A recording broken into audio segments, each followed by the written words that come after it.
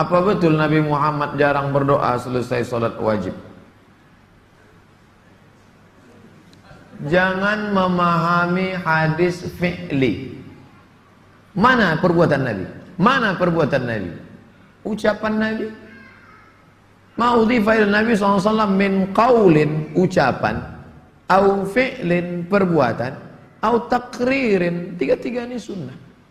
Ketika Nabi ditanya, apa doa yang paling makbul ya Rasulullah? Apa kata Nabi? Jawfil lail, doa tengah malam selesai tahajud. Yang kedua, ba'dal maktubah, selesai salat fardu. Kenapa dibeda-bedakan? Qauli, fi'li, takriri. Tak pernah ulama memisahkan antara itu. Qauli, nanti orang salat Allahu Akbar kabira, walhamdulillah katsira. Pernah dibuat Nabi? Mana pernah Nabi baca Allahu Akbar kabira? Itu takriri, sahabat yang buat. Allahu Akbar kabira, walhamdulillah katsira, subhanallah bukratan wa asila. Selesai salat Nabi tanya, siapa yang baca Allahu Akbar kabira tadi? Anak, kata sahabat. Futihal abwabus sama, terbuka pintu langit. Kulihat malaikat membuka pintu langit karena doa yang kau baca. Apa kata Abdullah bin Umar? Aku tak pernah meninggalkan Allahu Akbar kabira sejak aku mendengar doa itu. Takriri. Jadi jangan sikit-sikit. Pernah tak dibuat Nabi? Pernah tak dibuat Nabi? Pernah tak dibuat Nabi? Macam mesin teller. Tadi selesai sholat, apakah berdoa atau berzikir? Ada sebuah hadis yang sahih yang mengatakan di antara waktu mustajab itu adalah fi duburi al-fara'id atau fi duburi as-salawat al-maktubah. Di duburnya, penghujungnya salat wajib itu ada doa mustajab. Menentukan kalimat dubur ini jamaah, terjadi perbedaan pendapat. Apakah di penghujung sholat sebelum salam atau selesai salam? Yang berpendapat bahwasanya itu sebelum salam. Jadi selesai baca salawat buat Nabi alaihi salatu wassalam mengatakan innaka hamidum majid, itu doa sebelum salam. Karena itu yang sering dilakukan Nabi Muhammad SAW sebelum salam selalu berdoa. Pendapat kedua mengatakan ya selesai sholat memang. Jadi selesai kita berzikir, selesai kita astaghfirullah 3 kali, Allahumma antas salam, terus baca subhanallah, alhamdulillah, Allahu akbar, kemudian baca ayat kursi, kemudian baca qul huwallahu ahad, qul a'udzu bil falaq, qul a'udzu bin nas, kemudian kita mau berdoa, silahkan. Jadi namun Nabi SAW tidak memimpin doa berjamaah selesai sholat. Artinya Rasul SAW di Masjid Nabawi yang bertahun-tahun beliau sholat di sana, tidak disebutkan dalam hadis sahih pun yang menyebutkan Nabi SAW memimpin mereka doa pada waktu itu. Tapi kalau doa, fadhal. Kalau memang ada permohonan ketika itu, silahkan. Tapi yang lebih utama sebelum salam. Makanya Syekh bin Utsaimin rahimahullahu ta'ala mengatakan semua hadis yang berkaitan dengan doa itu sebelum salam, semua hadis yang berkaitan dengan zikir itu selesai salam. Itu makna dubur as-shalah, penghujung salat itu jamaah. Baik. Kalau antum menonton tayangan kami, melihat di YouTube, jangan langsung disimpulkan ya. Jangan langsung disimpulkan. Lihat dulu dalam suasana apa saya mengajar, di mana saya mengajar, dan apa yang ditanyakan kepada saya dalam konteks apa saya menjawab. Karena sering saya juga melihat, memperhatikan, ada kesimpulan-kesimpulan yang tidak tepat. Karena memang tidak paham kalau kita menyampaikannya dalam konteks pengajaran di satu tempat tertentu, dalam konteks jawaban tertentu. Ya? Nah ini sebetulnya pertanyaan tadi tentang terkait apakah setelah salat fardu kemudian boleh mengangkat tangan atau tidak dalam berdoa. Itu asal pertanyaannya. Lalu saya jawab dalam konteks ini. Pertama masalah doanya, kedua masalah mengangkat tangannya. Kita sampaikan bahwa yang pertama dalam keterangan hadis-hadis Nabi SAW, Nabi SAW itu selalu memanfaatkan sholatnya di dalam sholatnya dengan doa. Karena sholat sendiri disebut dengan doa. Dari mulai takbir, kemudian iftitah sudah doa, fatihah sudah doa, kemudian rukunya doa, i'tidal doa, sujud doa. Duduk di antara dua sujud doa. Bahkan dalam sujudnya memperbanyak doanya. Sehingga karena semakin banyak doa sudah dilakukan dalam salatnya, setelah salat itu beliau memperbanyak zikir-zikirnya yang tadi saya sampaikan. Zikir-zikir yang istighfar, kalimat-kalimat yang lain. Sedangkan doanya itu disedikitkan. Disedikitkan ini yang kira-kira belum dibacakan dalam salatnya tadi. Atau memomentari kebutuhan yang ada setelah salat. Makanya saya simpulkan jarang berdoa bukan dimaksudkan tidak pernah berdoa. Tapi sekiranya doa yang belum dibacakan dalam salat, dibacakan setelah salat, atau ada kebutuhan yang dimintakan, baru beliau berdoa di situ. Kalau sekiranya tidak ada kebutuhan, maka beliau memaksimalkan dengan zikirnya. Itu yang saya maksudkan. Sedangkan doa-doanya yang simpel, Allahumma anta salam itu doa. Wa ma'ini ala dzikrika wa syukrika wa husni ibadatik, sini bacakan. Kadang-kadang Nabi berzikir, sahabat sudah berdoa, ada yang begitu. Ada, nanti kita lihat. Materi berikutnya apakah zikir ini, apakah jahar, apakah berjamaah, apakah sendirian, itu materi berikutnya. Tapi yang paling menarik, ketika Nabi berzikir, sahabat ada yang berdoa. Buka kitab Al-Aqaidah Al-Islamiyah karangan Said Sadat, halaman 29, posisi paling kanan di pertengahan, hadis nomor yang keempat.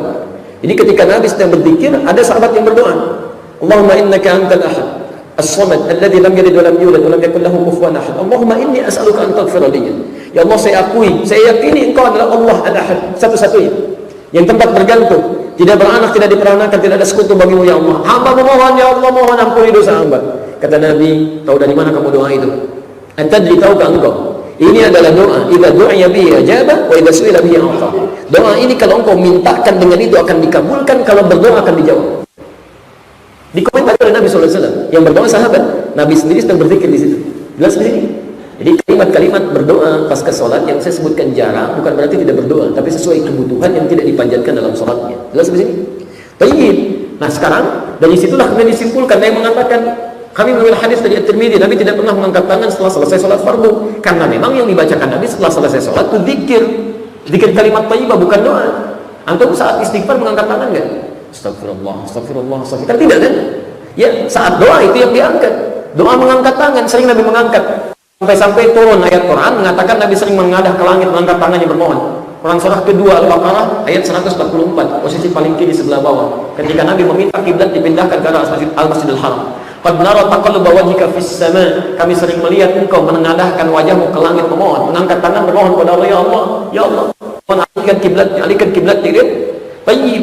Jadi yang dimaksudkan kenapa jarang mengangkat tangan? Ya, tidak mengangkat tangan setelah selesai sholat fardu itu bukan berarti nggak berdoa, bukan. Karena Nabi langsung berzikir dengan kalimat istighfar yang tadi itu yang kita uraikan itu. Sedangkan kalimat itu tidak menuntut mengangkat tangan. Jadi hukum mengangkat tangan pasca berdoa itu boleh-boleh saja. Kalau antum misalnya ingin berdoa, mengangkat tangan boleh. Bahkan hadisnya banyak di situ yang menerangkan bahwa orang-orang yang mengangkat tangan saat berdoa, masya Allah, itu lebih cepat dikabulkan oleh Allah Subhanahu Wa Taala. Bahkan bahasa hadisnya, Allah sangat malu kalau membiarkan orang menengadahkan tangannya tanpa mendapatkan apa-apa, dalam keadaan hampa maksudnya. Jelas di sini.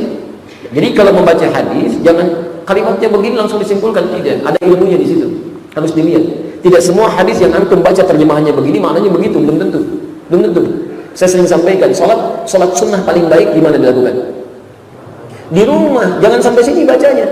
Afdhalun nawafil fi baiti, ya, malam takunil faraid. Salat nafilah terbaik di rumahnya sepanjang bukan salat fardu. Belum selesai kalimat salat wa baiti huna, dan rumahku di sini. Kata Ibnu Hajar Al-Asqalani, kalimat wa baiti huna fa hadha yadullu ala anna idza kana baitu qariban min al-masjid. Ini menunjukkan hukum bahwa jika rumahnya dekat dengan masjid, karena rumah Nabi di masjid. Begitu adzan, Nabi sholat sunnah di dalam di rumahnya. Begitu iqamat, beliau keluar, rumahnya dekat dengan masjid. Tapi kalau rumah antum misalnya jauh dari masjid, tunaikan di masjid. Anda misalnya rumah dekat dengan masjid samping, ingin subuhan di sini, tunaikan sunnahnya di rumah supaya tempat sujudnya lebih banyak, menjadi saksi di akhirat. Tapi saya, masya Allah, rumah di Bekasi, mau ngajar subuh misal di Istiqomah di Bandung, sholat sunnahnya di sana, nyampe sini kapan? Bukan cuma sholat subuhnya, kajian bisa kelewatan. Nah itu cara baca hadis diantaranya. Makan yang sunnah dengan apa? Tangan atau sendok? Tangan berapa jari? 3 jari. Berarti kalau 5 jari nggak sunnah. Coba baca dulu hadisnya. Mungkin antum baca dengan terjemahan, tidak dibaca dengan ilmunya. Ada balaghah di situ, ada kinayah, ada majaz. Nabi menyampaikan, makanlah kalian dengan sunnah seperti ini. 3 jari yang dipegang kurma begini. Kurma dipegang dengan 3 jarinya, mencontohkan makanlah seperti ini. Sedangkan zaman Nabi sudah ada roti disobek, yang lain dan syurbah macam-macam. Tayyib. Disepakati oleh ulama, dilihat di situ yang dimaksudkan. Disepakati itu dilihat hadisnya maksudnya. Dianalisis. Ketika dikatakan megang seperti ini bukan mengisyaratkan setiap makan harus dengan 3 jari, bukan. Maksudnya makan sesuai kadar makanan. Kalau antum makan kurma dengan 5 jari, apa maksudnya? Artinya apa? Itu bahasa Jepangnya rohong. Ambil begini, tek 5 jari. Maksudnya makan sunnah itu sesuai dengan kadar makanannya. Kalau nasi 5 jari, antum makan nasi pakai 3 jari, kapan habisnya? 3 jari. Akhi, kok lambat banget? Ini sunnah Nabi. Begitu, lihat konteksnya. Orang sudah nyiapkan sayur, dimasak-masak, berapa jam cari bumbunya, udah jadi, didiemin aja. Akhi, kenapa nggak diminum? Masih panas ya? Bukan. Kenapa? Sunnah Nabinya pakai tangan, nggak bisa ngambil tuh. Airnya nggak bisa, diulupnya nggak bisa kan? Mau ngambil mangkuk pakai 3 jari begini susah. Ya, gunakan sendok dengan baik, makan dengan baik, itu poinnya. Jadi makan sesuai kadar makanannya, itu poinnya. Nanti banyak sekali, banyak, dan ada hadis-hadis yang sensitif ya, masalah isbal, masalah janggut, masalah macam-macam dan sebagainya. Jadi ada hadis yang sifatnya lafzi, yang lafadznya langsung begitu, ada ma'nawi yang harus dilihat konteksnya seperti apa.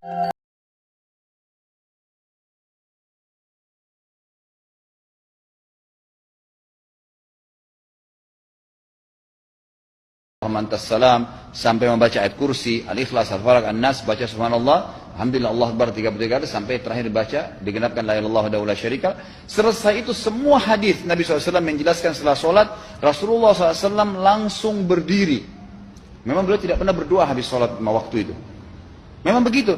Bukan doanya yang jadi masalah, bukan. Karena Rasulullah tidak kerjakan, jadi kita tidak kerjakan. Saya tekankan dalam pengajian saya, kalau anda punya hajat berdoa, berdoalah setelah sholat ba'diyah. Insya Allah aman. Karena sudah lepas dari paket yang Nabi tentukan.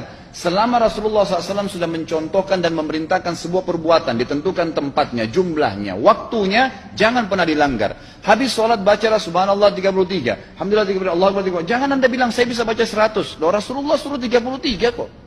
Ditentukan, jangan lebih pintar. Nanti setelah sholat, jangan ikutkan dengan paket rangkaian sholat ini. Di luar waktu sholat anda membaca 100, silahkan. Karena nggak ada penekanan di situ. Kalau ada penekanan waktu, tempat, dan jumlah, jangan dibantah. Anda pengikut Rasulullah atau bukan, gitu kan? Harus jadi jelas. Yang membuat umat ini di Indonesia juga jadi masalah sekarang, karena mau buat sendiri. Semaunya sendiri. Kenapa akhi, kenapa Pak Kiai, kenapa Habib, kenapa Ustadz, kenapa buat ini? Bukankah Rasulullah tidak mencontohkan? Oh nggak apa-apa, ini kan baik. Loh, kalau semua orang berkata seperti anda, apa yang tertinggal dari agama kita? Kira-kira apa lagi yang tertinggal? Nggak ada kemurnian agama, karena semua orang mau buat semaunya. Gitu kan? Semaunya sendiri. Pindah rumah, baca berzanji. Apa itu berarti sejarah Nabi? Kenapa baca berzanji, saudaraku? Rasulullah waktu pindah rumah pernah baca-baca gitu nggak? Nggak pernah. Kenapa dibuat? Anda muslim bukan? Muslim. Ya saya harus ikuti. Kalau tidak akan terus ini mengakar nih. Anda buat satu bid'ah sekarang. Bid'ah itu lawannya sunnah. Anak anda akan buat 10 bid'ah. Cucunya akan buat 100 bid'ah. Akan banyak bid'ah merakar di masyarakat. Dan agama akan ditinggalkan. Kemurnian sunnah akan hilang. Gitu kan? Ini bahaya. Ingat. Nabi SAW mengatakan kepada kita dengan hadis yang sangat jelas. Hadis sahih riwayat Imam Ahmad bunyinya begini. Semoga Allah merahmati umatku yang menukil dariku seperti apa yang aku ajarkan atau sebutkan. Sampai ulama hadis mengatakan Nabi ucapin habis sholat astagfirullah, maka sahabat tidak ada berani yang menambah azim. Nggak ada sahabat yang bilang astagfirullah azim habis sholat, nggak ada. Astagfirullah saja karena Nabi ucapin itu. Mereka mengakui tidak lebih pintar daripada Nabi SAW. Kenapa kita harus tambah? Astagfirullahaladzim, wali walidayya, wali muslimin, panjang. Dari mana ini semua? Ditambah-tambah, diembel-embelin, kenapa? Akhirnya keluar dari ajaran Nabi Muhammad SAW. Ini masalah gitu kan? Suatu kali, dengar ini bu, Nabi sholat maghrib. Assalamualaikum warahmatullahi. Assalamualaikum warahmatullahi. Ada sahabat namanya Sa'labah. Ini Sa'labah, kalau sahabat lain assalamualaikum warahmatullahi, bersikir dulu. La ilaha illallah wahdahu la syarikalah, lahul mulku wa lahul hamd, yuhyid wa yumit wa huwa ala kulli syai'in qadir. Minimal 11 kali. Ini Sa'labah, assalamualaikum warahmatullahi wabarakatuh, langsung lompat. Begitu bapak-bapak tuh. Dah. Ini Sa'labah langsung lompat. Dilihat oleh Nabi. Dalam hati Nabi, ini Sa'labah kayak sombong betul, tidak butuh Allah. Apa sih susahnya? Selesai kau sholat, kau berdoa dulu, minta urusanmu dimudahkan Allah. Seperti bapak-bapak juga, kalau hari Jumat paling cepat, paling terlambat datang, paling cepat pulang. Orang khotbah dia tidur. Begitu selesai dia bilang, aliran apa ini? Tidak ada khotbahnya. Aliran apa? Bapak yang tidur. Ya kan? Nah, hari kedua juga begitu. Assalamualaikum warahmatullahi wabarakatuh. Langsung pergi. Hari ketiga dipanggil sama Nabi. Salaba, ta'al, sini dulu. Ya Rasul. Kau kayaknya kau tidak butuh Allah. Sahabat yang lain selesai sholat berzikir, kamu lantas jalan, pergi lagi. Ada juga itu teman-teman kita biasa yang berpedoman dan berpegang tidak boleh zikir bersama, tidak boleh doa bersama. Ada toh? Saya setuju pendapat Bapak, tapi kalau begitu pendapat Bapak, sebaiknya jangan duduk saf paling depan. Kenapa? Karena Bapak melanggar adab-adab sholat jamaah. Dia kan umumnya begitu. Assalamualaikum warahmatullahi wabarakatuh. Kau langkah-langkai orang lagi berzikir, bos. Puncak dari semua ilmu itu adab. Bayangkan kalau ada Pak GM, ada ketua majelis ulama, ada tamu dari kantor sebelah, Bapak salam langsung langkah-langkai. Di mana adabmu? Padahal Nabi diutus ke muka bumi ini bukan sekedar mencerdaskan kehidupan bangsa, tapi apa? Liutammimal makarimal akhlak, memperbaiki akhlak manusia. Dan akhlak itu, kalau Bapak memuliakan orang yang berzikir, Bapak tidak mau mengganggu orang yang berzikir, lalu mengambil saf paling belakang, itu akhlak yang mulia. Kalau tidak mau berdoa bersama silakan, tapi jangan mengganggu orang yang lagi zikir bareng-bareng. Ini kan banyak orang sekarang baru belajar agama, dia selama ini preman. Tobat, baru 3 bulan tobat, langsung semua kafir. Kayak dia saja panitia hari kiamat. Nah, sudah. Sini. Apa sih susahnya selesai kau sholat? Kau berdoa dulu. Akhirnya Sa'labah berterus terang. Ya Rasulullah, sebenarnya sudah lama saya mau curhat ini, cuma saya malu-malu. Kenapa kau Sa'labah? Begini ya Rasul, saya ini kan orang miskin kasihan. Satu ji sarungku. Kalau saya lama berdoa, habis waktu maghrib, ini istri saya ngantri. Dia lagi nunggu ini pakai ini sarung. Kalau saya lama berdoa, habis waktu maghrib, istri saya menunggu. Maka saya langsung lompat pulang, giliran pakai sarung. Ya Rasulullah, karena terlanjur ditanya, doakanlah saya kaya ya Rasul. Kalau saya kaya kan enak ya Rasul.